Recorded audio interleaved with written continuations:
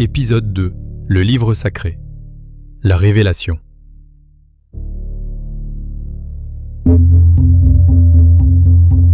Imagine. 7e siècle. Désert d'Arabie, pas un chat, pas de télé, même pas un sudoku pour s'occuper. Un type décide d'aller s'enfermer dans une grotte, histoire de méditer. Parce qu'évidemment, quand t'as une crise existentielle, tu vas pas consulter Google ou ChatGPT, tu files droit dans un trou sombre et poussiéreux. Et bam! Un grand type invisible débarque. Pas un voisin bourré, non, l'archange Gabriel en personne. Au lieu de dire « Salut, je viens avec un message de Dieu », il lui saute dessus, le serre par le cou et lui gueule « Lis !» Problème, le gars ne sait pas lire. C'est comme demander à un poisson de râper du booba.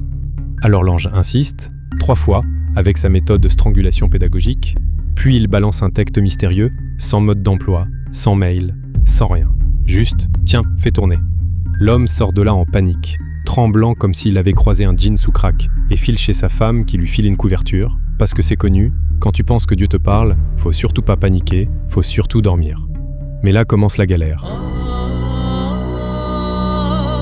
Pendant 13 ans, il se tape la mission impossible. Il essaie de convaincre sa ville. « Hé les gars, un ange m'a parlé, c'est du sérieux !» Et les gens. « Ouais, et moi j'ai un rendez-vous avec Shakira ce soir. » Personne n'en veut, juste sa femme, un cousin et 2 ou 3 potes un peu naïfs. Le reste rigole, pense qu'il a tapé trop fort sur le soleil, qu'il fait semblant pour gratter un peu de respect ou qu'il s'invente un rôle pour éviter de bosser. Il en avait marre d'être berger toute sa vie. Au bout d'une décennie de bide monumentale, faut changer de tactique. Direction Médine. Là-bas, c'est rigolo. On bloque les caravanes Kourachites, on fait la guerre aux tribus juives, genre Banu Kouraïda, histoire de montrer qui commande. Le message divin s'étale plus sur les parchemins que sur les champs de bataille. Parce qu'en vrai, c'est pas tant les sermons qui font avancer le truc, c'est surtout la peur et le sabre qui parlent fort. Menaces, exécutions, sièges, voilà le vrai moteur de la révélation.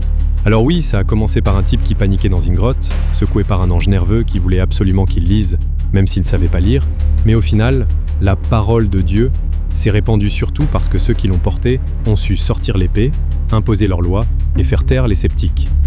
Et c'est dans ce contexte-là que naît ce livre. Un recueil de paroles sur mesure, dicté entre coups de bluff divin et coups de sabre bien réels. Un livre sacré, un livre politique, forgé dans le feu de la conquête et du contrôle. Spoiler, l'arme secrète de la révélation n'était pas un miracle, mais une épée bien trempée.